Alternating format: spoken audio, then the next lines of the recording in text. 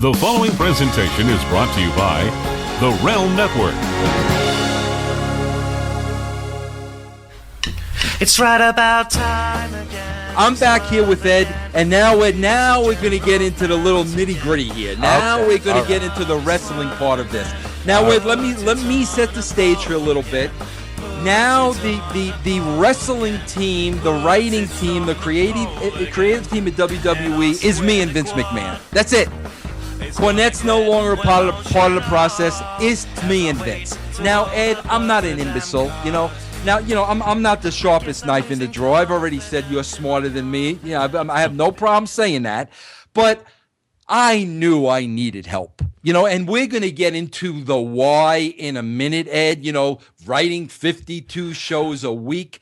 I'm no idiot. I needed help. But also, Ed, we're from the East Coast. Okay, we have street smarts. Okay, I also know that I got to be very careful of who comes in to help me, because I want to write the best product possible for the WWE, but I don't want to worry about this guy over here stabbing me in the back while I'm trying to do my job. So, I know that I've got to be very, very careful about who my writing partner is going to be, because Ed, I was looking for a partner. I wasn't looking for somebody to come in that I could say, get my coffee and no. I wanted a partner. Okay. You mean I wasn't just your water boy? You mean I didn't just go get your coffee? Never. No, would never. I know that. You know that. Yeah. So now, Ed, now Vince tells me that Bonnie Hammer from the USA Network has these two writers that are going to come to, I believe it was a pay-per-view, and I know you'll know this better than me. Oh, yeah. I know you will. So I'm wide open to this, bro. I'm wide open to this. Now, I'm going to be honest with you here, and the cards and letters are going to come in, okay? I know there was you and there was your writing buddy. What was his name? Kevin Murphy. At the time, my partner was a guy named Kevin Murphy. Very key here, Ed, because the first thing I see is Ferrara and Murphy. So you know what that means. You kind of gravitated toward the Ferrara? Name ends in the vowel. Yeah. The other guy's probably drinking a lot of beer. Yeah. So right off the bat, I'm looking biasly at this Ferrara kid. Okay? Now, Ed, I got to tell you, bro, and I know you remember this, okay? I'll tell you what I remember, and I know you'll be able to fill in the blanks. All right. I remember there was some kind of a steel cage match, and I remember Kane was involved in the match, okay? And I remember, bro, everything's written, everything's done, it's all finished, and I remember, Ed, you came up to me with something that you saw and an idea, and I know it concerned Kane. I don't remember exactly what it is. Do you know what I'm talking about? I wish I could remember. I remember what it was, because what this was is my writing partner at the time, and we both came out, although he had no desire to work with WWF at the time. This was my dream.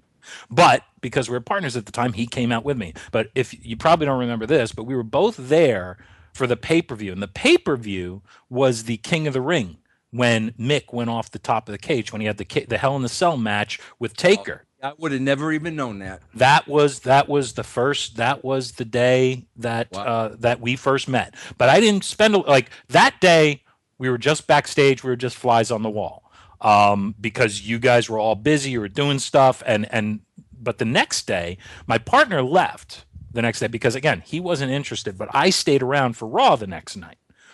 And that was the production meeting for the Raw that morning, because we were doing, I believe it was a Hell in the Cell match with Kane, and Austin was involved.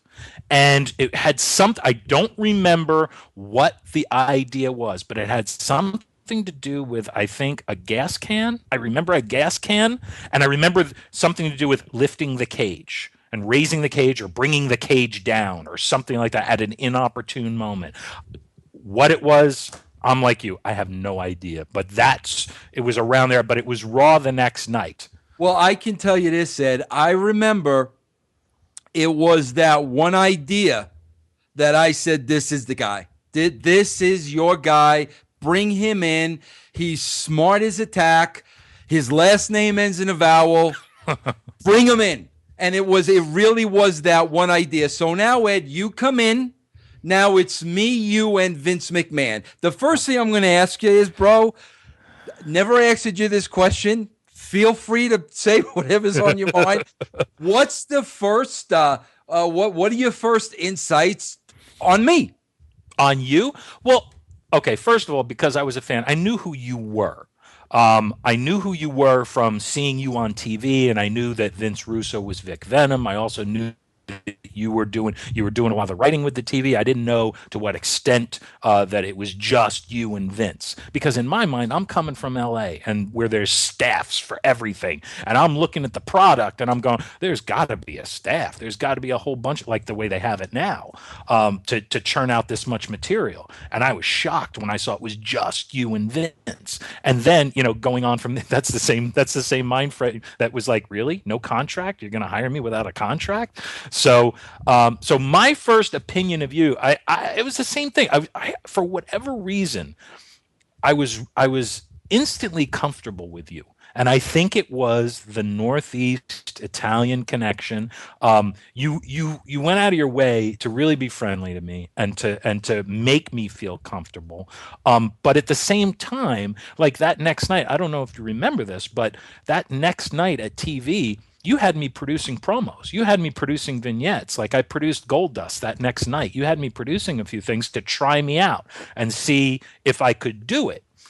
And just the fact that you trusted me to do that meant a lot to me. And that, again, warmed me up to you in a big way. But I wasn't thinking anything was going to come of this. To me, it was a freaking pipe dream, and I never thought anything would come of it. So I almost fell out later in the week when McMahon calls me and asked me if I wanted to do it for a living. Now, Ed, here's a question. I can't wait to ask you this because I know you've never been asked this. Okay, and Ed, to this day, I watch the products on TV now. Okay. And to this day, because of what I've been through and because of understanding the process, okay, I never bury creative. Mm-hmm. I will not say a bad thing about something creative in a show because I know firsthand what it takes to produce a television show every single week for 52 weeks. Now, bro, I may go off on something that to me was like elementary. Like just last weekend on this show, like this Bray Wyatt, who I think is a phenomenal star. Bro, that they brought him out first or second? Thank you. Just another jabron. Okay, yeah. So like, bro, I'll go on and on about that because that's just fundamentally wrong. But as far as somebody's idea, bro, I know what it is to be under the gun. I want to hear from you, okay? Which I've never heard anybody talk about before because, bro, you're the only one who really can, okay? When you come in now from Hollywood, like you said, bro, you're working X amount of months out of the year. You're putting together how many episodes? 13, 26? 22. 22 episodes. Now you're going into a situation where you're writing a live 2-hour show every single week for 52 weeks. Going from your Hollywood schedule to this, tell me what you're thinking. First of all, I was thinking that there would be nothing crazier than the Hollywood schedule that I had because it was pretty intense at times. And then it was another world. It was like stepping into another world. And the just the pace was relentless, and it was mind-boggling how much time we put into these shows and how much and at the time, if you had told me what it was going to be, I would be in the back of my mind, I would be like, that's bullshit. There's no way. It can't be done. Can't be done. You can't do that much work in that much time. It's physics. There's only so many minutes in an hour, so many hours in a day.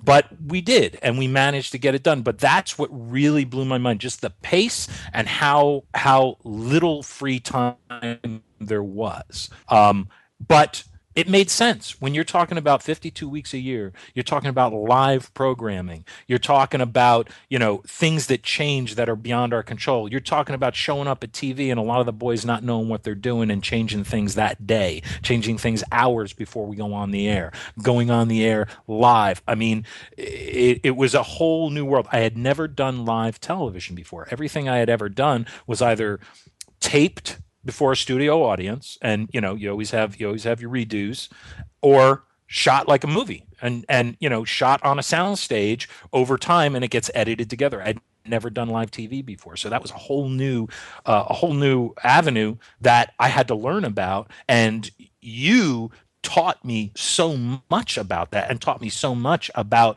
the way to think when you're putting together a live show, because we're not only just putting together a show for the people at home, we're also putting together a show for the people sitting out there in the arena. And there are a lot of times when the people in the arena would get forgotten about, that we would always try and be aware of that, so that way they didn't lose interest, so that way the crowd wasn't hot anymore. Yeah, Ed, while we're on the process, there's a couple things I want to talk about. Number one, I don't think, Ed, and I don't think I could have done this with anybody else. I really don't. I don't think people really understand how meticulous we were with each and every show. Now, Ed, I'll tell you what my rule of thumb was, and then I want to hear your version. But my rule of thumb was, Ed, again, we grew up wrestling fans, okay? So even though we had to write a show every single week, when I would sit down with you, like, my first thing in my mind was, Ed, I didn't want to write something as wrestling fans we had already seen. That was the first thing. If we were writing it and I'm like, nah, we've seen that a million times before, bro, you and I would agonize until we came up with a different spin on something. Bro, whether it was good or bad, doesn't matter. It was different because we didn't want to repeat what we as fans had seen a million times before. And bro, the reason where the compliment came in was, bro, I got ADD, OCD, CBB. I've got it all, bro. Like, you can't narrow me down and get me to think. I'm out here. That's where you came in, bro, with the details and the nuances. And, well, if Austin did this, then The Rock's got to say this. And that's where the detail came in. Now, I can tell you, bro, sitting back and watching the product today, that no longer exists. Oh, yeah. Why do you think that is?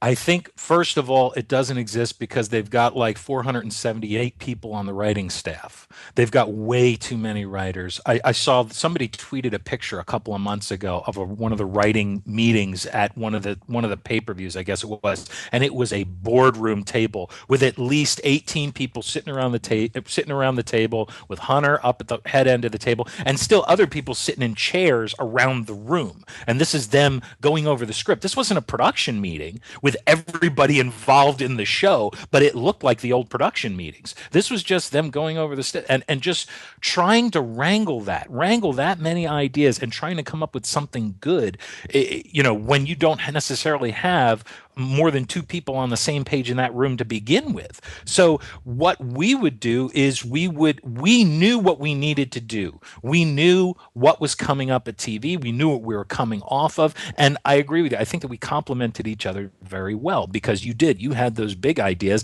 and I would look at it and say, okay, in order to execute it, how can we do this? What are going to be the questions? And then the other thing that you and I would do, two things. One thing that we would always do is when you and I would get together and we would come up with what we wanted to do on the show ourselves, we would go through that and we would make that airtight. We would make it unsinkable. We would picture every hole that Vince would try and poke in it, every question he would ask, every angle he would take to try and shoot it down. And we looked at these stories like we were a couple of freaking lawyers, because we were trying to come up with our case when we knew what he would say. So we did that, and we had that aspect. So when we would go in with him, we would have that that ammo in our belts. But the other thing, and this is the thing that I think really allowed us to do what we did, because Vince was on board with this philosophy as well, which was whatever would be the predictable thing, we would always go in another direction. If something was going to be a predictable outcome, if it's like, okay, well then of course this is going to happen, we would go in a different direction. And then the work was trying to justify it, so we weren't just going in another direction. Try and make it make sense. Try and build into it. Do you think, Ed, again, I hate to interrupt you, but, as you talk, I got questions for you. Mm-hmm. Does that not happen today because there's just too many people involved, and that type of writing really does take a lot of detail, and you lose the detail when, like you said, you got a conference room full of writers? Is that why you don't see that anymore, in your opinion? I think that has something to do with it, because when you have a big conference room full of writers, not everybody is trying to make that one idea work. What we had was our two brains focusing on one idea, and how do we make this as well as we possibly can, as opposed to, a whole room full of writers, and out of 18 writers, maybe you have 16 ideas. So rather than all 18 brains going toward making one or two of those ideas unsinkable, you had them just trying to get their own idea across. It's kind of like how they write Saturday Night Live. A bunch of people sit in a room and don't laugh at other people's sketches because they don't want that sketch to go and their idea to get shot down. That's horrible. That's horrible to work in that type of condition. I'm sure it happens though. Yeah, but I'm not saying that's the way they work. But I can't imagine if it's competitive. Yeah, it's got to work that way. Ed, how do you feel about this? I want to ask you, Ed, because you know what, bro, you can say whatever you want about me, and let's face it, everything's been said about me that can be said. The one thing that drives me absolutely crazy, Ed, only because I know the effort that you and I put in. I know, bro, we agonized over every show.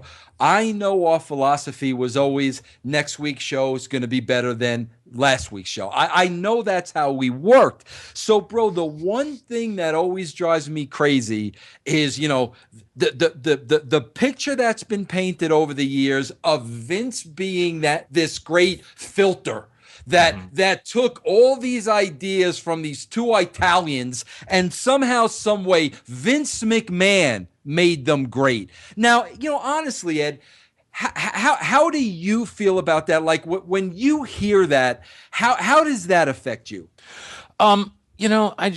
Like anything else that I hear that's not positive about our contribution to what we had done in this business, I kind of roll my eyes, because again, you've got people who are talking about things that we've done, and not from any standpoint of knowledge, just from what they've read in the dirt sheets for the most part. But the way I look at it is, it's kind of like you kind of said it inadvertently. I think that what Vince did, it depends on what your definition of a filter is. If your definition of a filter is somebody who recognizes something that works and then strives to make it better, then yes, he was an excellent filter for what we did. But we were the ones coming up with the ideas. And when Vince didn't like something that we came up with, we were the ones that came up with the ideas for the other things that we ended up ultimately doing. So did he contribute? Of course he contributed. He contributed so much of the nuance and the richness, and sometimes he would add a lot of things to the physicality and just the depth of understanding of what we were doing. But, it was always us bringing our ideas to Vince. Vince never brought ideas to us, and it wasn't like we were trying to make Vince's ideas work. It was Vince. And you know what, Ed? Nobody wants to believe that. And, bro, I just told Austin that last week when he interviewed me. This is the thing that would blow. Bro, I'm the first one to say, okay, let's call Vince McMahon a genius. I don't have an issue with that. But let's look at what the genius was. This is what I would tell everybody, okay? You got two writers, Russo and Ferrara, that took every freaking show like it was their baby. Bro, there was no 20-minute freaking matches. I tell people they don't want to listen to me, bro. In our run, Ed, not one match went over break. No. Not one single freaking match. So in other words, bro, we never filled time. There was always something good happening. the way we worked over these shows and cared about these shows, here's where the genius comes in, bro. And I told Austin this, when we bring those shows to Vince, at that point we'd say, there ain't no way he's poking one hole in this freaking show. And then, bro, he would, like you said, people don't want to, he never changed a big idea. He never changed an angle. He never changed direction. But if you remember, Ed, he would break down every segment. And it was the little tweaks and the changes and the this within each segment that if it was an 8, it was now an 11. Yep. If it was a 9, it was now a 12. And bro, this is why I always give the guy credit, because I would sit back knowing the work we put in, and then I would see him look at it and see things that we didn't see. And every week it used to be, holy crap, how does he do that? Yeah. But yet, bro, when I explain that process to people, it was like, oh no, it was 90% of the stuff came from him and he told you guys what to do. And it's also, we've said this a million times, it's an example of history being written by the winners. The history books are written by the people who win the battles, and so we never get our side seen or heard, because they're the ones that are defining history, and they're the ones telling the way it was. And then you have people like on some of their shows that they do talk about how we contributed nothing, and Vince was our filter, and if it wasn't for Vince, nothing would have been any good. And there's no counterpoint to that, so that becomes truth, because there's nobody saying no, that's not the case. But yeah, I agree with you 100%. I think, and you know what I tell everybody, Ed, and we had such a great cast of characters, and I give all the credit in the world to JR, because I told Austin this last week. I said, listen, bro, I worked at WCW, I worked at TNA. Half of the guys on the roster shouldn't have been on the roster. With JR, everybody was a star. So, Ed, we knew no matter who we wrote for what, they were going to take it out and knock it out of the park. But what I try to explain is, bro, somebody had to write that stuff every week. You know what I'm saying? I mean, you had Austin red hot. You had Rock red hot. You had DX red hot. You had China red hot. Bro, somebody had to write that stuff to keep it red hot. Right. I mean, it was, it's like you say, bro, take George Clooney as an actor. There's a reason why George Clooney is in Academy Award winning pictures and other pictures are bombs. Yeah. I think that it's also a matter of, if we weren't writing TV the way we were writing, and these guys were just going out and cutting promos and having matches, if that was it, just promos and matches, then they still would have been hot, but it wouldn't have been where it was. It wouldn't have become the phenom. And again, not sitting here patting ourselves on the back like Barry Horowitz, just trying, just trying, but keeping it in reality. Yes, we were fortunate to have the most loaded roster you could ever imagine. We had Rock and Austin at the same time.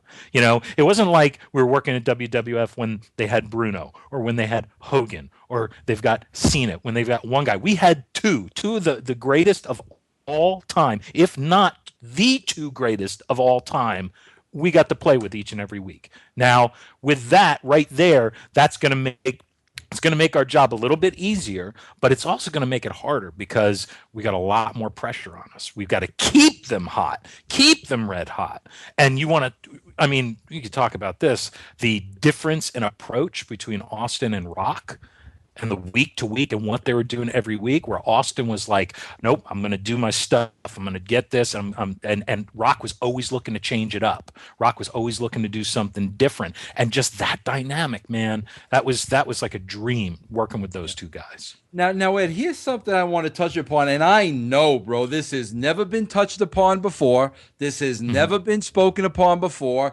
This is a first. I'm going to catch you off guard. We're talking about this, Ed, because the VIPs paid the $2.99, so they're getting something that's never been talked about before. Ed, the time comes when you I don't want to say are burnt out of your mind, but I think it's fair for me to say, and I don't want to put words in your mouth. I'm going to let you talk in a second here, but like, bro, there was a time when you couldn't take another 2 minutes of Vincent K. McMahon. Yes. And you are ready to walk. Bro, it's not a money issue. It's not a you're being disrespected issue. It's a you can't take another 2 minutes of Vince McMahon. Now, Ed, I know at that point, I'm saying to myself, okay, bro, I can't take another 2 minutes of Vince McMahon either, but I ain't doing this alone. You ain't going anywhere, bro. You're not sitting me with this guy every week. There was no way. So, like, I remember, Ed, constantly conversations with you. I had to go to Vince. I got more money, from Vince. But tell me what was going through your mind at the time and what was happening with you. What was happening with me was it was a couple of things. It was like we were saying earlier about not realizing what the workload was going to be like when I first signed on, and just the cumulative effect of doing it for a year. I was at the end of my rope. I had it's 24/7, 365, getting phone calls, Sunday night at 10 o'clock, wanting to go over the show, stuff like that. And then just the grueling grind of being on the road, and not just being on the road, because a lot of people were on the road, a lot of production people were on the road, a lot of the boys were on the road. You and I, we were on the road with Vincent K. McMahon. We traveled with Vince. We were in the car with Vince. We were standing in the galleys on the planes going over the show with Vince, even though the stewardesses are telling us. Wait a minute. I'm stopping. Wait a minute. I'm stopping you right there. You can't just go over that. Okay. Please, a little slower. Paint that picture for my VIP members, which has never been painted before. All right. Put it in perspective. We have a pay-per-view. It's Sunday night. Sunday morning. Say we're flying, say the pay-per-view is in Pittsburgh. So that's a short flight. So we're flying Sunday morning from Newark or LaGuardia, probably LaGuardia or JFK. We're flying from JFK to Pittsburgh. So you and I, the two J-Brones, the two Mamalukes, we got to be at the McMahon compound in Greenwich at 4 in the morning? 4:30 in the morning. It's still dark out. And throw cold in there too. It was probably winter. A little chilly. Oh man, just brutal. And at the time, I was a heavy smoker and just, wanting nothing more than just to go off somewhere and have a cigarette and just be free of this nonsense. So we pull up, we get to Casa de McMahon at 4:30 in the morning. I just want to stop you right there. I want the VIP members to appreciate this is where the acting is coming in. Very theatrical, Ed. The background. This is what we're paying for. Go ahead with the story. All right, 4:30 in the morning. We're there, and then we get out of our cars, and then the front door opens up, and there he is in all his glory, bright-eyed, bushy-tailed, ready to go. Morning, Pally. Ready to go. Another good day. And then the limo pulls up. We get in that limo, and it's 4:45. It's 4:45, maybe 5 in the morning, and we're taking the limo from Vince's house. Sounds glamorous when I put it that way. Taking the limo from Vince's house to JFK, going over the show the entire way, going over each and every segment, reminding him why we were doing everything we were doing, because I swear to God, it was there's sometimes those mornings where it was it was a different person, and we had to tell him everything that we told the other guy a couple of days before. So we're going over in the limo, and you and I are both barely awake. We're clutching our cups of coffee like this. We get to the airport, and of course, back then we get to the airport 15 minutes before the flight took off, before we had to be on board. Yeah. So we're running through the airport, getting on the plane. Then we get on right there. Hold on, hate to interrupt you. Okay. And how we traveled with Vince for a few years, right? And in those few years, How many first class seats were there for the Russo Ferrara team? First class for Russo Ferrara. Only when we flew on Southwest, where every seat is first class. Okay, Yeah. continue on with your story, please. Right. Yeah, we were back in the J Brone section, but once we hit that leveled off altitude and the seatbelt sign came off, it was either Stephanie or Shano would come back and say, Vince wants to talk to you guys up in the front of the plane.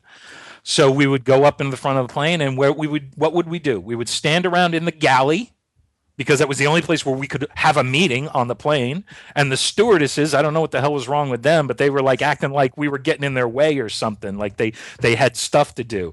And that was the thing that you could tell this, the fact that Vince gave them attitude when they were asking us and saying, you can't meet here. You can't gather here. You have to go back to your seats. And Vince giving them attitude. So we're working the whole flight. And then a lot of times then coming out of that, he would want to make a couple of tweaks, and we would go back to our seats and pull out the laptops or pull out the pads and start making changes in the show, promos, what have you. Then we land, get our luggage, or no, we had our luggage with us, get the car. Then we're in the car from the airport to the arena, working on the show, going over it from top to bottom, starting with segment 1. Then we'd get to the arena by 9:30, 10 o'clock. Yeah. If we got there a little bit before the production meeting, then we had time to gather in Vince's office and go over the show from top to bottom. That was good too. That was time well spent. And then we would have the production meeting where we would go over the show from top to bottom and with everybody in the room. And that's where people would make suggestions and so on and so forth. And then as soon as the production meeting was over, then wasn't that when we would get together with Vince and go over the show from top to bottom? Yeah. Okay. Exactly. And then we'd go and make changes and redo promos, and we would have to go shoot stuff. And then that takes us up to the show. We go through the show, we produce it, some live shots, some pre-tape. Once the show was over, then we get back together with Vince afterwards, being the last ones to leave, because Vince was always the last guy to leave the arena. And then we would leave and we'd get in his car, and sometimes we'd be driving back to the hotel, or sometimes we'd be driving on to the next city. Because that was awesome when we drove on to the next city, because that gave us time in the car during that drive after doing that whole day of work. That gave us time to go over the show for the next day from top to bottom. And then sometimes we'd get together with him in his hotel room when we got there and go over the show from top to bottom. And then we get up early the next morning, have breakfast in his room, where we could remember how we would go over the show from top to bottom. And which kind of sums up the burnout. Yes. Okay. Yes. Now, Ed, here's the thing. I forgot that's what we were talking about. Well, you got to fill me this on, because obviously, bro, the burnout soon followed with me. With I've said this story a million times, Ed. The addition of SmackDown, which was just assumed we were going to do, and bro, I never say that Vince didn't give us more money for SmackDown. He didn't, bro. But I never thought that was an issue, because he would have eventually given us more money. But the fact that our workload was doubled and we weren't even a part of those conversations, that I know that kind of pushed me over the edge. Then, of course, the comment about getting a nanny to raise your kids, which was the dagger. That was it, for me. Now, I don't remember this, Ed. Did you know I was going to meet with them in WCW? Yeah. Talk to me about that. Okay, here's what happened from my standpoint, and now we're jumping ahead. But from my standpoint, you called me. Was it that Friday? You went down on Saturday, right? Yeah. You called me. We talked on Friday during the day, and you called me and you told me, "Look," you said, "I'm gonna be straight with you. I'm gonna tell you what's going on."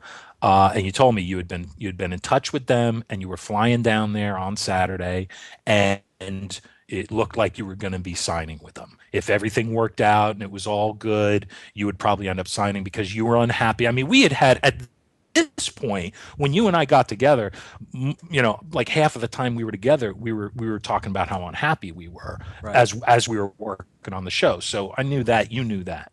But yeah, you told me you were going down there, and I had the same reaction that you did to you telling me that as you did when I told you I was burning out and I wanted to quit, which was, well, because I remember saying to you, well, if you're going down there, if you don't mind, float my name out there and see if they're interested in me too, because there is no way I am going to last here without you. No way in hell. Now wait, let me jump ahead, because obviously I floated your name, because that was very, very important to me, bro. I didn't have to sell anything. I mean, no, he needs to write with me. That's it. This is what I want to jump ahead to, Ed, because I'll never forget this as long as I live, and I don't remember the town. You probably will. I want you to tell me, what were you feeling the very first time we walked into a building working for WCW after working all those years at WWF to do TV with a whole new cast of wrestlers, management, people we didn't know? What was going through your mind that day, and what were your first impressions? I'm usually not good at remembering a lot of specific details, but this one, I think it was the first building that we were in, and I remember milestone things, and this was definitely a milestone. I think it was either Birmingham. It was Halloween Havoc, because you and I just went just to meet people. We weren't working on the show. We hadn't written that show. Our first show was going to be, I think, the following Monday.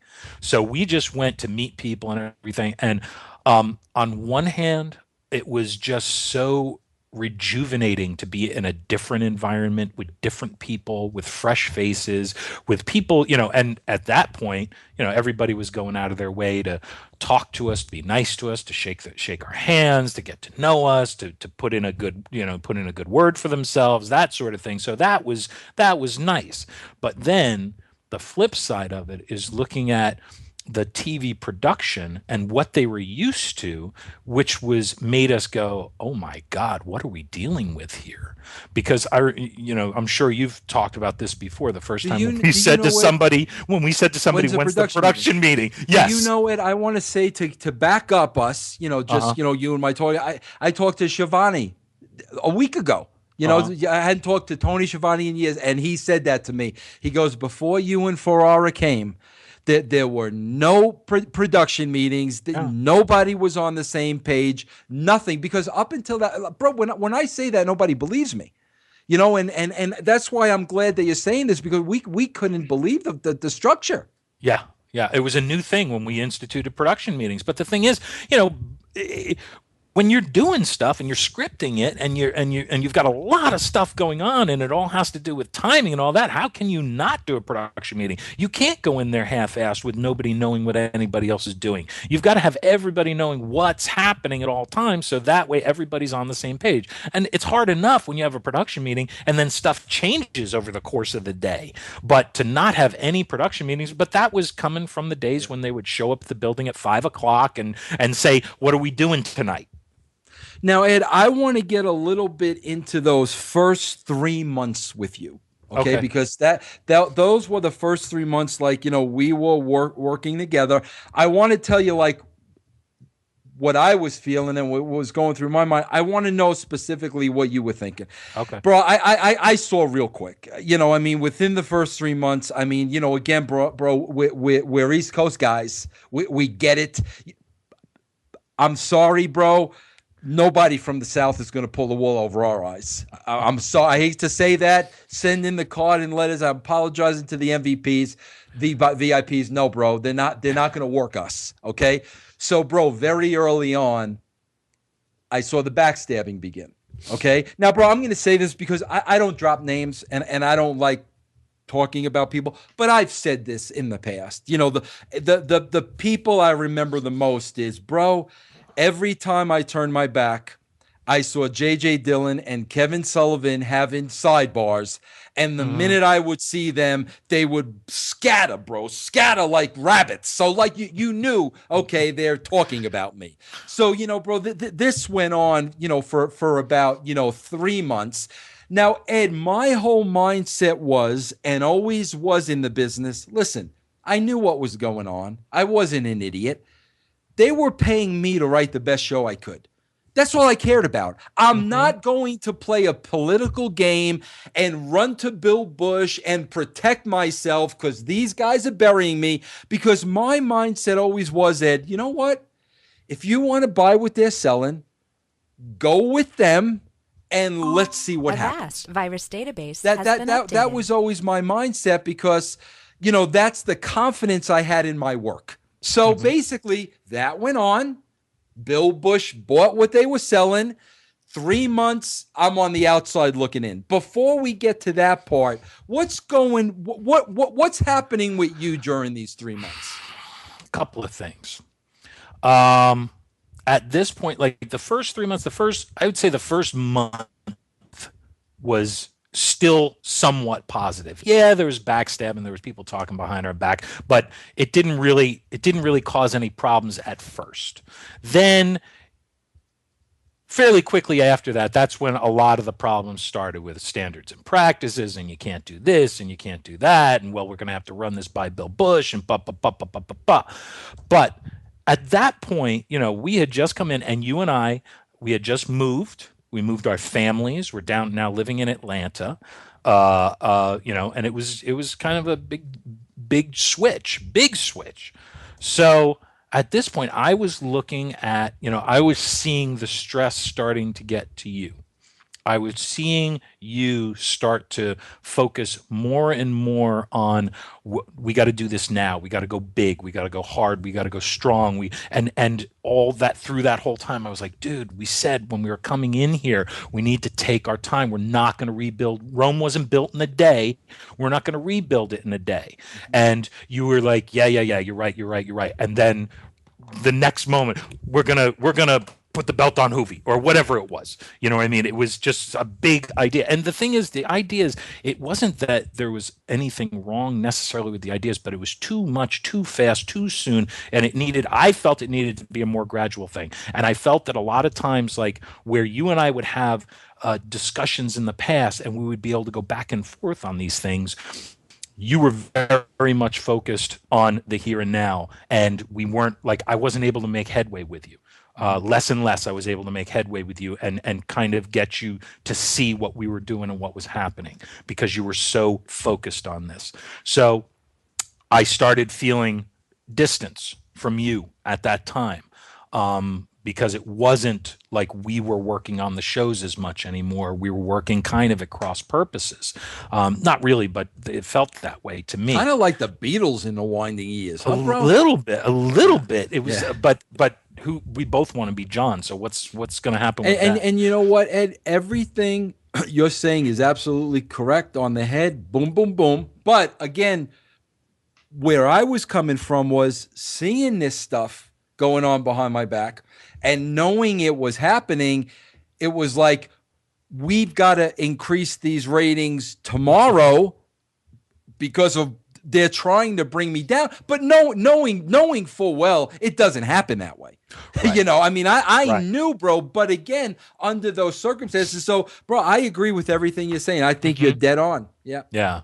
So, and then that's what it was. It was just a gradual process that got worse and worse and worse and worse until we were there about 3 months. It was like we've talked about this before, but it was like every 3 months, like clockwork, there was some major upheaval. We were there for 3 months, and that was when they wanted you to work with the committee, and you said thanks, but no thanks. Hey, can I ask you this question? And I've never asked you this before. At any point in those first 3 months, was anybody trying to middle you? Like, this Russo over here is doing this and was any of that going on at all? I don't think so. Okay, I'm trying to think back. I mean, if it was, it might have been a subtle thing like that. So maybe somebody mentioning something to see if I would bite, maybe, or somebody maybe bitching about something that you wanted to do.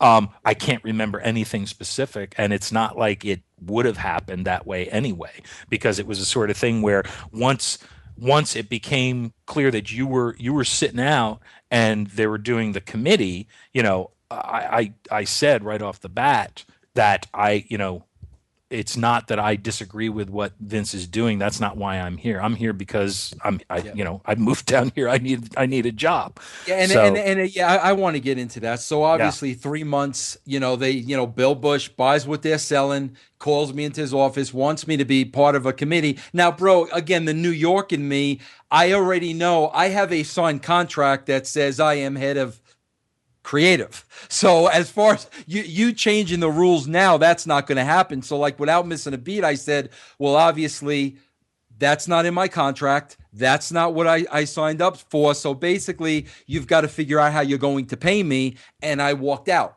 and that was the end of it. But now you went on. Yeah. So like, first of all, how do you feel knowing I'm gone? And number two, how are you feeling now knowing that, we were a team, Vince was instrumental in bringing you in. Vince is not here anymore. Tell me what are you feeling through all this?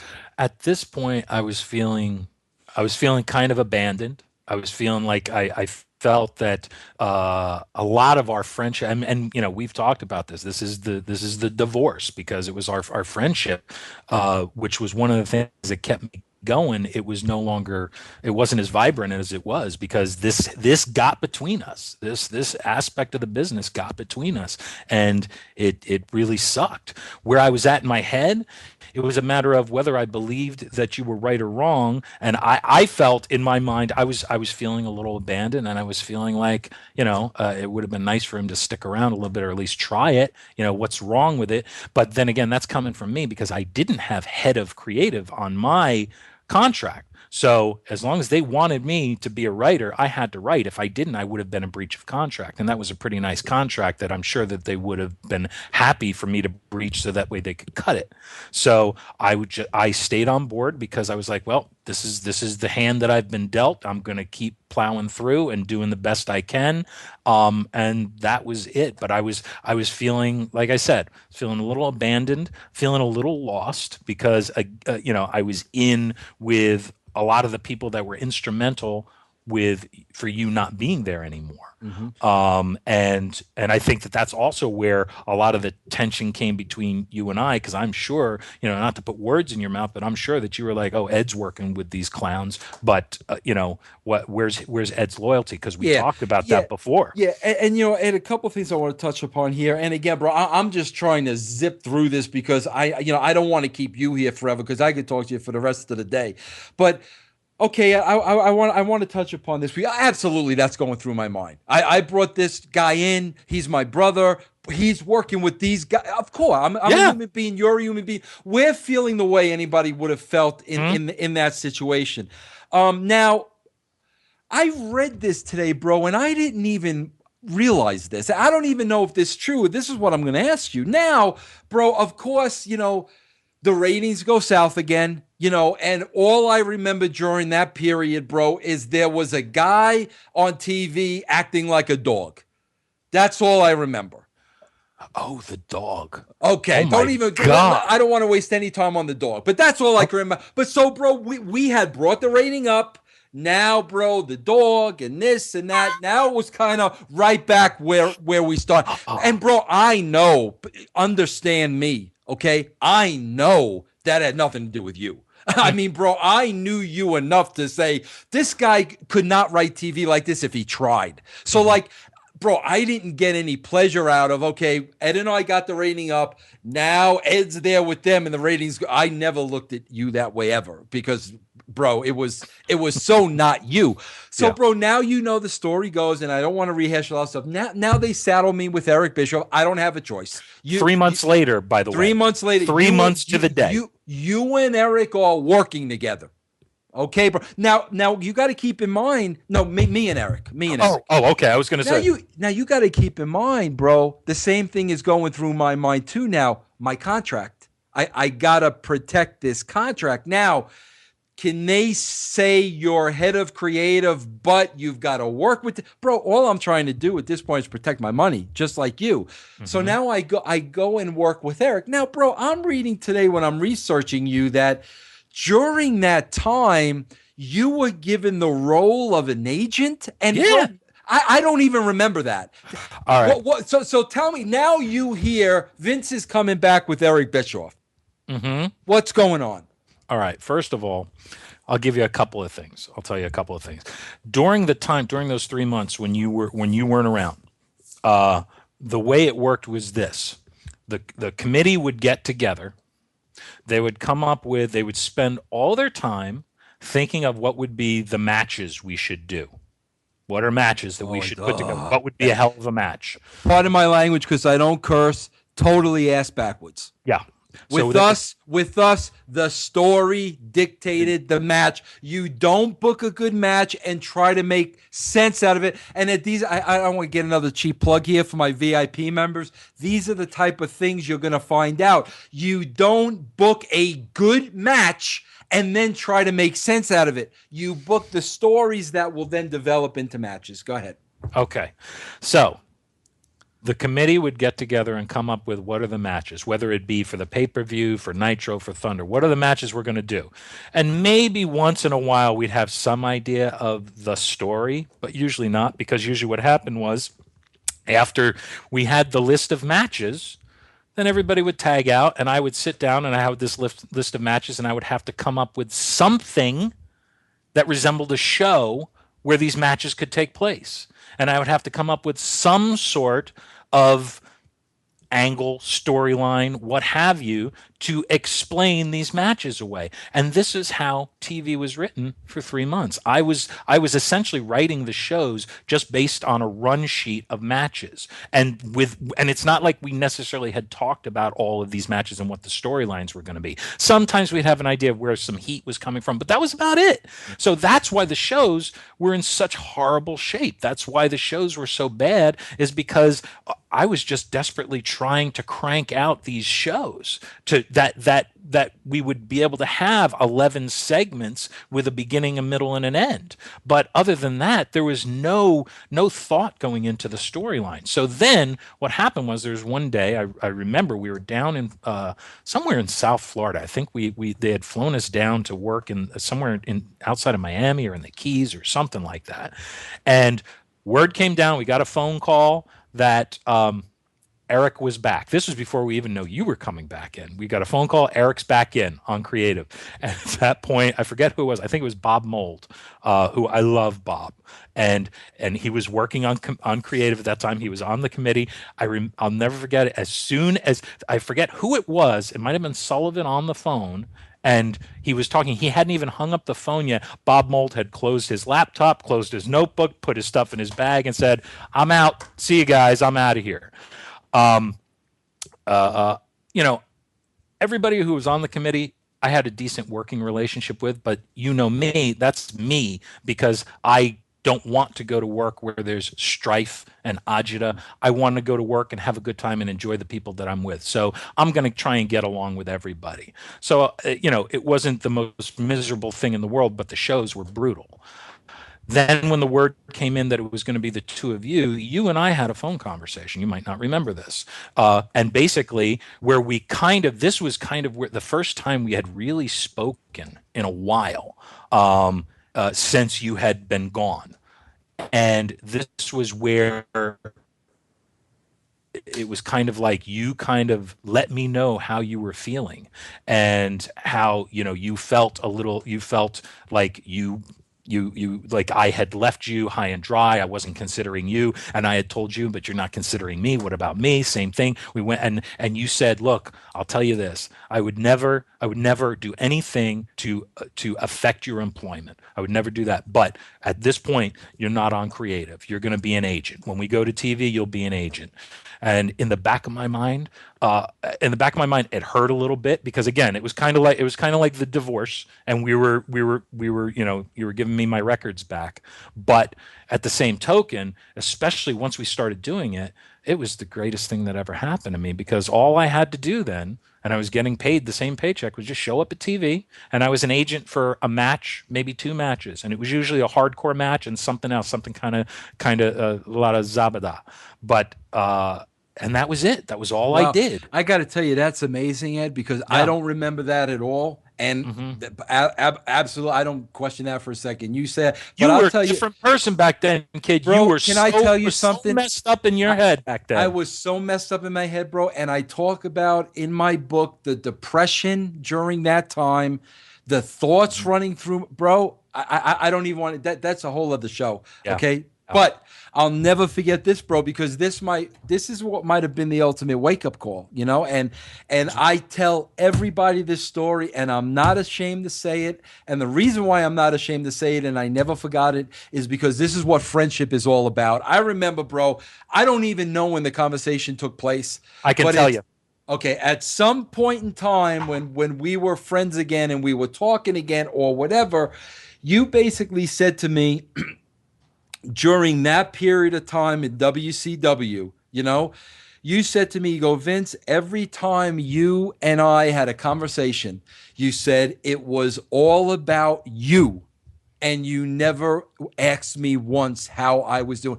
And bro, when you said that to me, it was like, holy crap, he is and bro, those words to me was so dead on and so like, yeah, man, yes, he's absolutely right.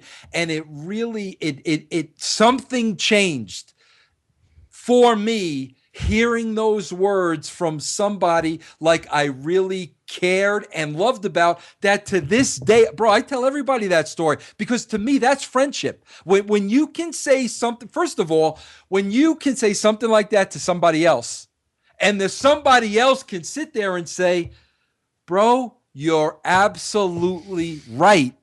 That's friendship. What do you remember about that conversation? I remember that conversation vividly because what it was is because you and I still weren't really like we had kind of gotten back together a little bit again because after Eric left, then you came in and you worked with your committee, and that was when it was me and Disco and Boresh was in there and Banks was in there.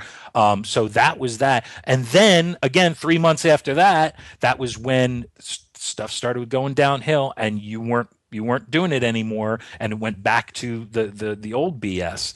But then so then again our friendship started doing this again. We started getting separated again.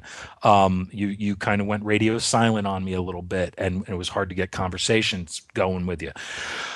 When this conversation that you're talking about took place was when you were first going to be brought into TNA back in the early days of TNA, when I had the dreadlocks, when I was the worst color commentator in the history of the business, and when I was doing the Who said? Did I say that? No, I said that. I said that. I was going to say, no. The posterity said that.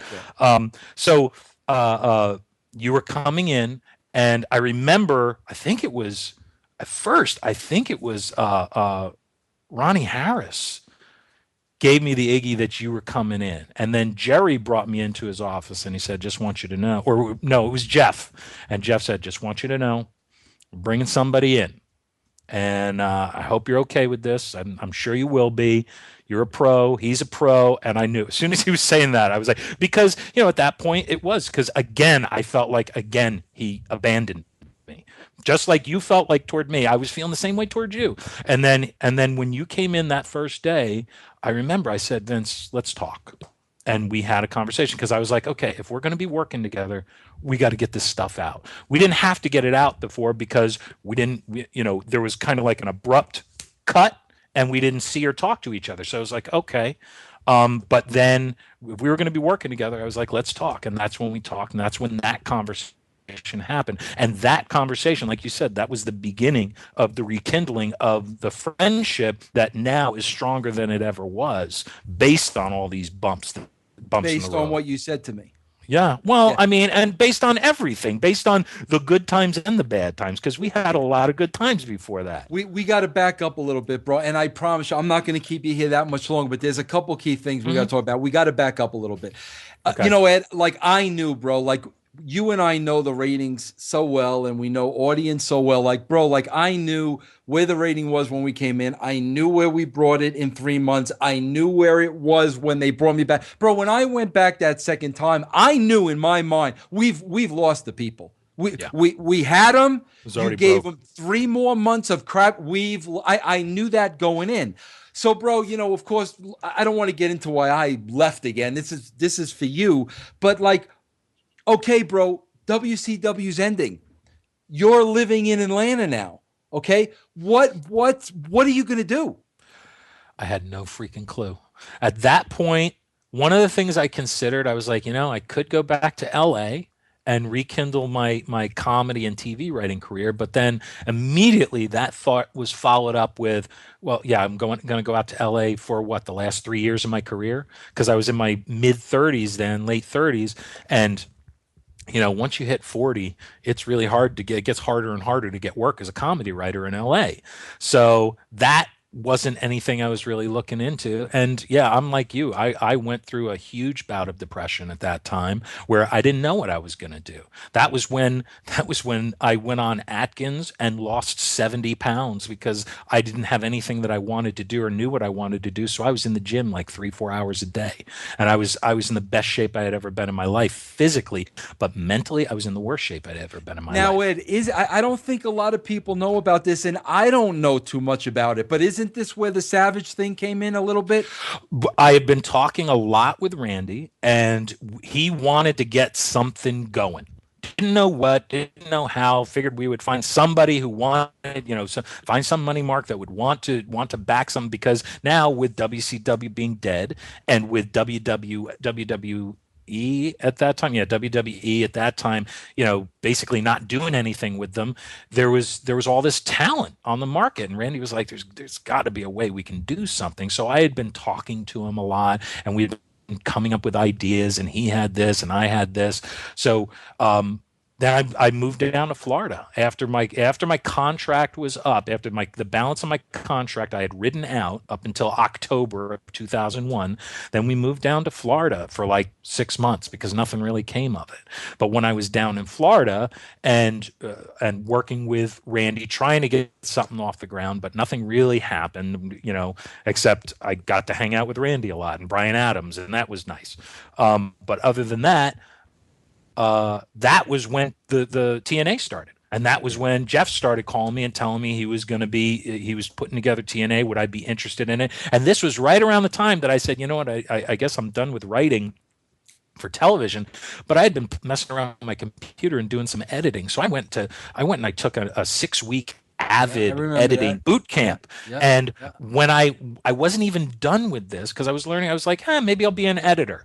I'll try it and see. Before I was even done with that program, that's when Jeff contacted me and said he was getting this started, and he was hoping, I don't know why he thought this, but he was hoping that I would want to come on board and help with the post-production. He didn't even know what I was doing at that time.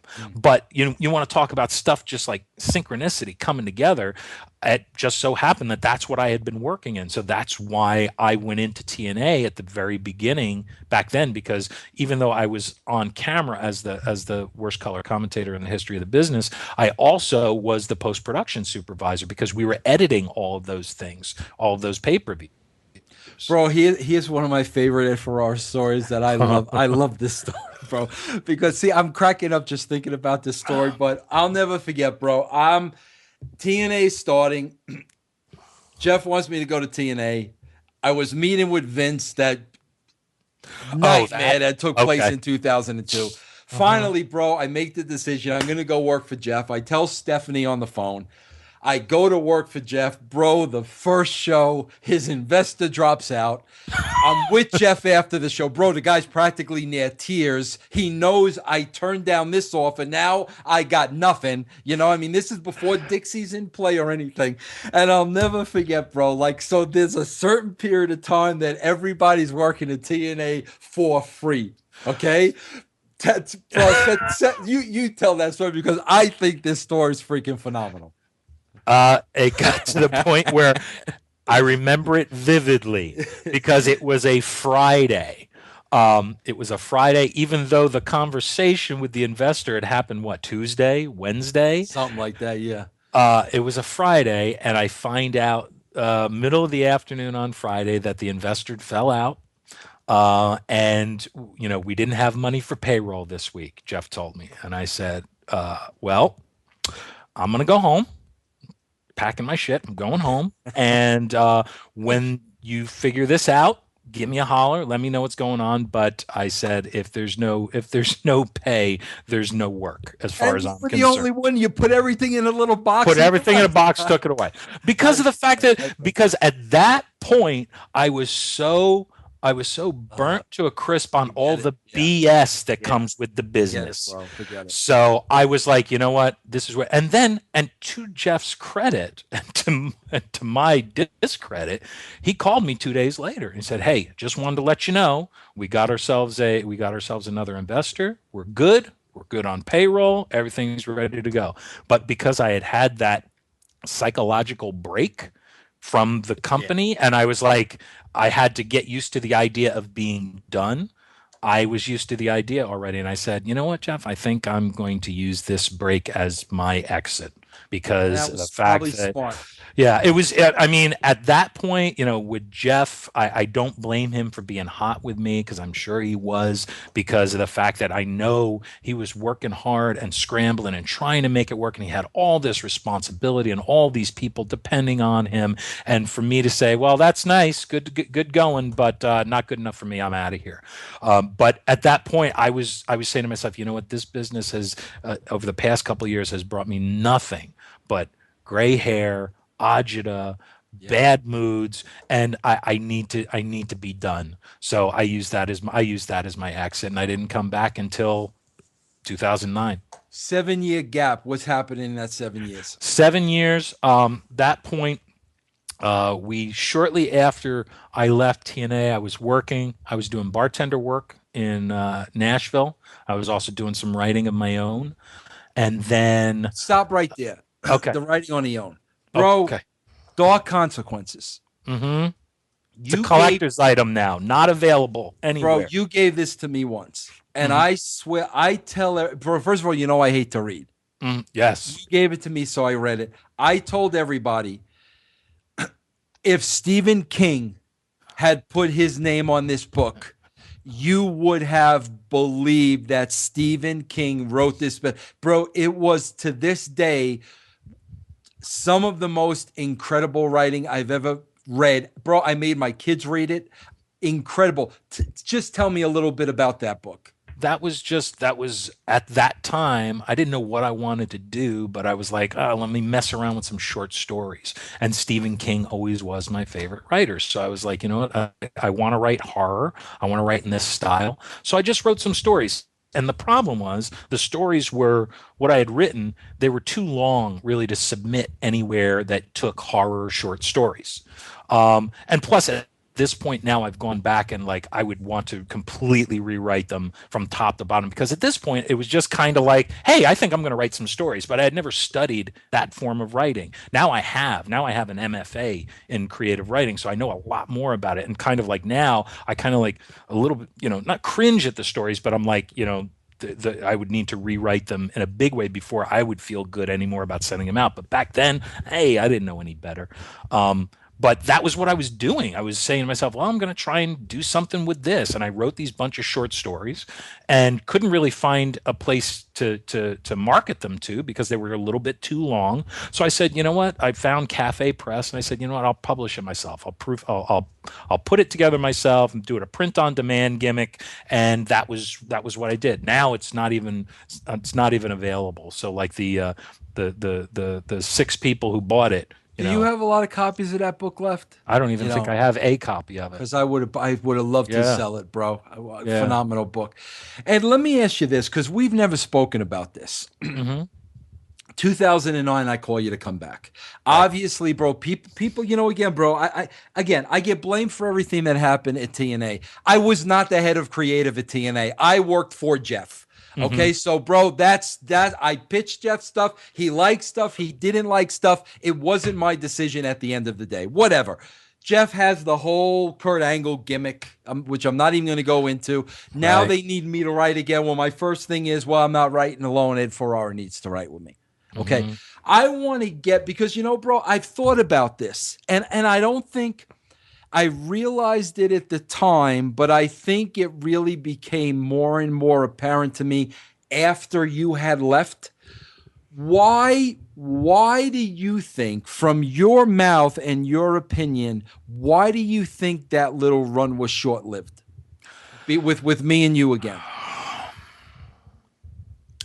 I think there's a few reasons for it. I think one, at that core, was it was the sort of thing where I wanted to go back because you were there. You asked me to come back, and we can talk about this also, this aspect of what was going on in my life at that time and how you basically threw me a lifeline with that, and I'll never forget it, and I appreciate it to this day. I'm talking about it. Let me just say what it was. At that time, we had decided we were going to leave Chicago and move back to New Jersey because my father's Parkinson's really started ramping up, and he wasn't doing well at all. Life was getting really hard for my parents. So we decided, it was one of those ill-conceived ideas because it was a spur of the moment thing. But we said, you know what, we need to go back. So both my wife and we both quit our jobs, and we didn't know what we were going back to. We didn't know if we were going to be able to get work, but our whole philosophy was, leap and the universe will protect you. In my case, you were that net, because right around that time, at first, I don't even think you even knew this, but you said to me, what are you doing when you go back? Because that was when this opportunity came up, because you asked me if I would be interested in coming back to TNA. And at that point, I didn't have a job. So it was like, yeah, this works out perfectly. So that was why I was there, because I needed work at that point, and this was something that I could do, and it was comfortable. It was working with you, so it was like putting on a pair of comfortable shoes, because you and we were closer than ever. We had gotten so close. We would talk all the time on the phone together, much more so than in years past.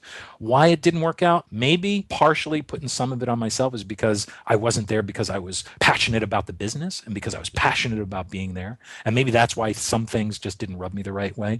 I think also part of it was, I think I rubbed certain people the wrong way. And I know that because it was like I was there, and like the first week I was there, that's when we found out, guess who's coming in?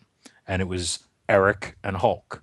And I don't have this on fact, on any authority other than my gut and my perception, but I know I rubbed Eric the wrong way. I know that my questions, when I would try and make something stronger, bro, I'm half grinning here. I'm half grinning here because what was the question or the? We're not even going to explain it. Just tell me what the question or the remark was, because I'm half grinning here because it was one of my. What's a draw? What's a draw? Yeah. Ed? What is a draw? I get it. Not the Nasty Boys. That was my response. So I'm sure that over time probably helped hasten my exit out the door. And plus also, at that point, that was when I know that Dixie had her eye on perhaps Paulie and all this other stuff. So at that point, I became expendable. So, and you want to know my perspective on that? And I'll tell you. It was a good 10 months. You want to know something, bro? And I'm going to tell you what my perspective was on that. First of all, when I brought you in, there was no Eric and Hulk. Right. It was going to be me and you, just like old times. Just like old times. Bro, like you, like the first time with Brad Siegel 10 years ago, all of a sudden, hey, guess what? You're working with Eric Bischoff again. Now, bro, not for anything, but you think, maybe, history would have been looked at and, well, these guys didn't kind of work too well together the first time around.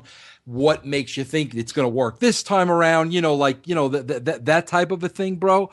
But that was never looked at or did we lose Ed? No, there you are. That was never looked at or examined, Ed. But that's okay. So basically, bro, the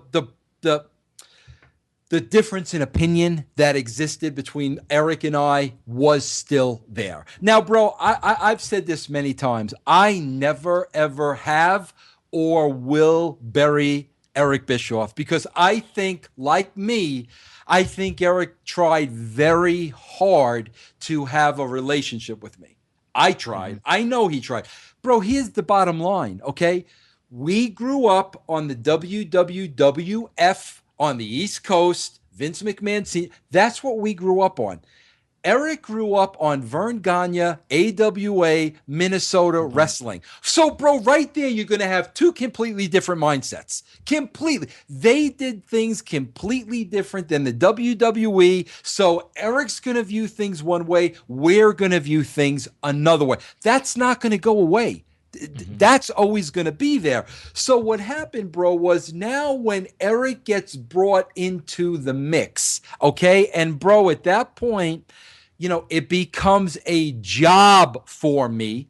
Like you, bro, I'm not doing this for the love. I'm not doing this because I can be as creative as I want to be. It now becomes a job. And there were times, bro, when I hated that job. Okay, there were times. No, go ahead, bro. What I was going to say is there were times with rather than what we used to do was try and write the best show we could. It got to the point where there were times when we were trying to write the show that Eric would be okay with, and that got old real fast. Yeah, and can you hear me? Yeah. Can you hear me? All of a sudden, I got nothing. Okay. Yeah. And Ed, with me at the same time, this is what's going through my head. This sucks for me, man. And I know this sucks. This is not any fun for me. Again, this is not what I signed up for. And again, bro, it's not an Eric thing. It's a system thing that is not working, okay? Right. Now, bro, I'm knowing I brought Ed Ferrara into this so Ed and I could work together again. That's why I brought Ed in, okay? I'm completely miserable now. I freaking hate this. I know Ed's miserable and Ed hates this. And when Dixie started and bro, I'll be honest with you, I think she did it for payroll reasons more than anything else. I don't think it was a Heyman thing. I think it was money. But now that she added Eric and was spending more money than she had planned to, I think Ed was a little bit more expendable. So now, bro, at this point, I can fight the fight, right? But I'm also saying to myself, do I want him to be freaking miserable? I did not bring Ed in to be freaking miserable. I brought him in so we could have fun together again. So that's why, bro, I never really fought the fight to keep you there. And as you know, bro, and look at history. How many months after that was I gone? Yep. And that was the thing. It was not worth it. That's why I didn't really question it when it happened. I didn't question it. The writing was on the wall a month after I came in, a month after I started when they came in. So there was nothing for you. Like, what are you gonna fight for that for? I probably you would have had heat with me if you fought with me and kept me around. And you know what? That's the thing too. Like that, I'm a little disappointed in as well. It's like, obviously, when I was bringing you in, the Bischoff-Hogan negotiations were going on. So obviously, bro, if I knew a little something about that, I may have handled your situation a little differently because I would have been able to tell you from the get-go what it was going to be. So like that's a little something too. I wish I would have known what was right around the corner. But so Ed, what happens after TNA, and bring me up to date where you are right now? For right now, okay. After TNA went away, that was in June of 2010. I didn't know what I was going to do because now we were in New Jersey. My father's still not doing well. declining every day. And I needed work. I need to do something.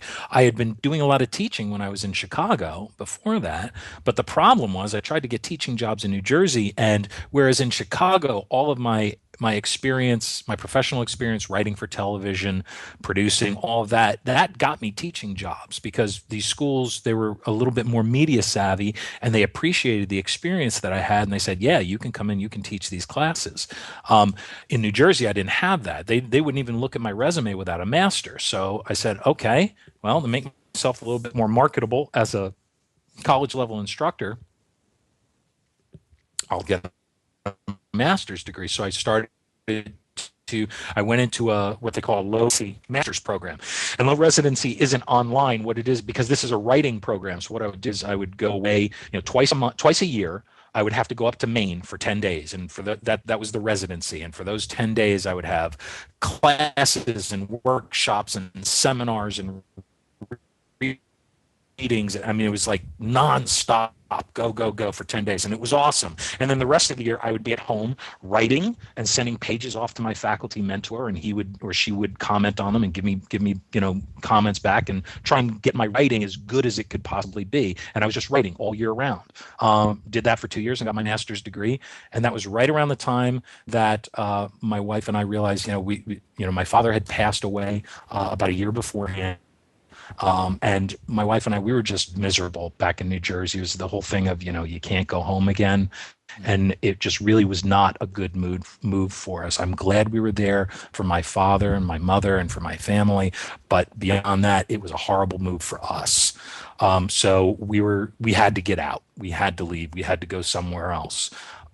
So that was when we said, you know what, let's try Florida. Because for two reasons. One, I figured that I probably would be able to get a job teaching where I'm teaching right now at Full Sail University, because you want to talk about media savvy, that's all they do. So I figured I'd be able to get a job there, and I did, but I almost didn't because I didn't understand the way things worked here and what the schedule was like. And then also we had family down here because my wife's brother lives 5 minutes from us where we are right now. So that having family down here, that made it a little bit of an easier move to make. And we came down here, we got down here about a year ago, and I started teaching at Full Sail a little bit after that. And we've been here ever since. And I've been working and teaching there. And it's just been great. We've been loving it down here. We've got a really cool, hip neighborhood. We're making some good people, meeting some good people, getting a good network of friends going, and it's been a really positive move for us because I'm telling you, bro, we were miserable back in Jersey. Yeah. Miserable. Yeah. Ed, listen, I got a couple of questions from some of the people on my Twitter account that I want to ask you because they had some good questions. I'm going to put my little cheetahs on here. Okay. One person said, this is from 13RRYWR first. Ridiculous Twitter handle. But anyway, would you have liked to be more involved in the creative end or as a personality now when you look back on your career? And I guess, Ed, here's a little window too for you to talk about maybe the Oklahoma a little bit. Okay. Wow. All right. Well, if I could do it however I wanted, if I could be, make a living as an on-camera personality, I probably would do that because that was, to my mind, that would be a lot easier, a lot less headaches, basically have somebody tell me what to do and just go out and do it. That's why when we did the Oklahoma gimmick, I had told you from day one, I'll do it, but you're scripting it. I don't want to be responsible for scripting my own stuff. And I don't have to tell you about the headaches involved in the day-to-day behind the scenes scripting the shows. That was what I could do. That's where I had something to offer. So that's where I fit in. But if I had my preference, hell, I would have rather been on camera and make my living that way. But that said, talking about the Oklahoma gimmick, that kind of falls in line with it because, we talked about this before. You and I, for the longest time, we went back and forth on it about the facial expressions and how, we now in hindsight, we both say it was a horrible thing, didn't want to do it. At the time, I was uncomfortable with that, and I had made it clear to you that I was uncomfortable with the face, and it was clear to me that if I didn't do the face, there was no interest in doing the character. So, and again, we were very different people back then, but at that point I said, okay, I'm a whore. I'll do it. I'll do if it's either do the face or not be on TV. I'll do the face and I'll be on TV. I wish that I hadn't, in hindsight. I thought that the character could have had some legs just in terms of a heat-seeking character without the face. That's where the problem came in, and that's where it was really hurtful and ugly. Yeah. Well, Ed, I mean, it was, and we were two different people, and it was a different time, and there was a war going on. Right, and exactly. We both have apologized to JR. As a matter of fact, we're both doing JR's podcast, but That's right. put the face aside, okay? Yeah. And bro, we've apologized for that to death. There's nothing more we can do. Yeah. And no doubt in my mind, JR has accepted, that apology and moved on as well. But put the face aside, bro, I still say to this day, some of that stuff you and Medusa did was some of the most entertaining stuff I've seen on TV or in wrestling since that time. I mean, bro, it was really entertaining for me anyway. Well, I mean, and it was a lot of fun to do, and it was a lot of fun. I mean, you want to talk about me getting to live my dream that I was talking about at the beginning of this whole podcast. That was my dream, to one day wrestle a match in front of an audience, and never in my wildest dreams did I ever think that would be on pay-per-view in front of 6,000 fans. I forget where it was, but to do that, to win the freaking cruiserweight championship, that was, besides ridiculous, but you want to talk about a dream come true, and that was it. But at the same token, that didn't take away. You did the same thing when you had all your on-camera stuff. That doesn't take away from all the other responsibilities we have behind the scenes. So it would get to a point where I would be backstage producing a live shot, and as soon as we wrapped the live shot, I would have to haul my big ass to the other side of the arena, get changed, get in the Oklahoma gimmick, get wired up, because we're going to do the thing where I'm doing my own play-by-play. That was the best part of it, bro. Do the segment. segment. Was the best part of it. Go out, do the segment, get my ass kicked, then come back and have to produce another live shot in 5 minutes with barbecue sauce in my eyes. Bro, you doing your own play-by-play, and that was I saw Lawler do that many years ago. That wasn't original, but the way you did that was phenomenal. Here's a good question, Ed. This comes from @Graham_Williams. What do you think is the biggest misconception about what Ferrara and Russo did in wrestling? Two things. One that we already talked about, which is how, we would have been nothing without the Vince McMahon filter. I think that that's a huge misconception. I think that we dealt with that earlier and talked about that, about what we did bring to the table there. The other misconception is that we killed WCW. It was already coughing up blood by the time we got there. We didn't kill anything. And the politics and the way that place had been run and was being run was what had it on life support by the time we got there. It's just that nobody had clued us in and told us that the Titanic had already struck the iceberg and was taking on water by the time we made it to the deck. Yeah. And here, two more questions. Here's a question from @MaxedRepublic. Who is some of your favorites to work with over the years? What is that? What's the Twitter handle? @MaxedRepublic. Maxed. What's maxed? Yeah. What is maxed? Who was some of your favorites to work with over the years? You're trying to skip right past your pronunciation of maxed. All right. Some of my favorites to work with over the years. Back when we were in WWF, I loved working with Kane. Loved working with Glenn Jacobs. I loved working with Taker because it was just his presence, and just when he would just talk to you as a person, it still made me mark out because he just had such a presence, and I had such respect for him. God, there were so many that I loved. I loved working with Jeff Jarrett. I loved working with Nash. I loved working with Man, there's just so many. How do you narrow it down? There's a lot of people I really enjoy, and that's the thing. Now I named a handful, and now there's probably a lot. I loved working with Disco, loved working with Conan. Jeez, I mean Conan's like one of the few guys that I've actually stayed in contact with over the years.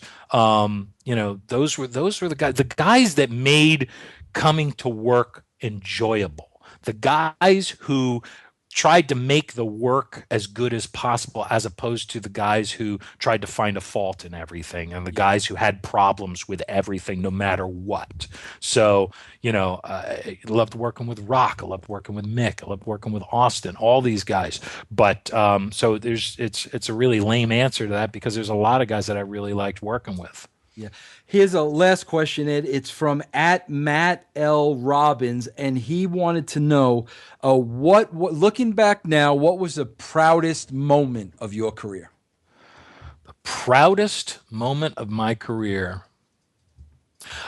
I would have to say, because I can't think of anything off the top of my head, because there was so many awesome moments that we came up with and that just clicked. But I think the biggest one, and I don't remember a lot of them too, because there's been a lot of road between now and then. But I think the biggest one that I always go back to, the one storyline that I thought was just perfection, was The Rock's turn at the Survivor Series, the Deadly Game Survivor Series, that year, when we had been building for months, building toward that heel turn, and nobody knew it. And being able to, the next night on Raw, go back and show all the little things that we had done over the months building up that showed that he was really in cahoots, or going to be the corporate champion. Because he was a heel, and we had to convince everybody that he was a baby face. And at the end of that, we had to say, nah, he was being a heel the whole time. And the fact that we had that laid out so perfectly, and that everybody was shocked when it happened. That and the debut of Gilbert. Yeah. Gilbert hitting the dirt after his pyro went off, because he had never had pyro and didn't know what was going on. That was one of my favorite moments. Well, Ed, listen, man, I tried to keep under the time limit. It was about 2.5 hours, bro. I'm over the time limit. It looks like rain. Yeah, exactly. Hey, listen, I want to say this now publicly on my own podcast, pyroandballyhoo.com. Bro, there would have never been a Russo if it wasn't for Ferrara. And I'll say that to anybody that asks me, because I would have never, if there wasn't that other person to talk to and spend time with and be on the road with and bounce ideas off of and live life with, there would have been nothing. I mean? And I'll say that till they put me in the ground, bro. I mean, without you, there would have never been a me. There would have never been the success we had. There would have never been the success in that era. And I mean, and again, like you, bro, for a guy that loves wrestling, looking back on the number of people that were watching the product at that time, okay? 2 guys from the East Coast did okay for wrestling, bro. At the end of the day, we got a lot of people to watch a product that weren't watching it before. And, I just want to publicly thank you for that. I want to thank you for taking this time with me. And, I'm going to have you again on in the future, because there's still, believe it or not, a lot of other things I like to talk about. Oh, as we were talking about this stuff, I had like a zillion things going through my mind. I was like, no, let's hold off on that. Let's hold off on that, because there were so many things that we could talk to. And I would do this again anytime you want. And I want to thank you for just what you just said, because that was just, the nicest thing anybody said about me in quite some time. And, it's a matter of, it goes both ways, because if it wasn't for you kind of saying, this is the guy I want to work with, then, there wouldn't have been a Ferrara, period. Now, is that a good thing or a bad thing? I don't know. Maybe it's a good thing, but I know that I wouldn't have had the career that I had in this business. I wouldn't have seen the success and go the places that I went in this business if you hadn't have just given me a shot. And that meant the world to me. And yeah, did we have a little divorce in the middle there? Yeah, we had a little bit of divorce, but then we made up at the end, and the makeup sex was incredible. So But we could talk about that in the next podcast. And you just gave every internet wrestling website out there the headline that they've been waiting for the last 2.5 hours. Russo and Ferrara had sex. Thank you very much, Ed, for everything you just said there. You gave them what they needed. Thanks a lot, Ed. No problem.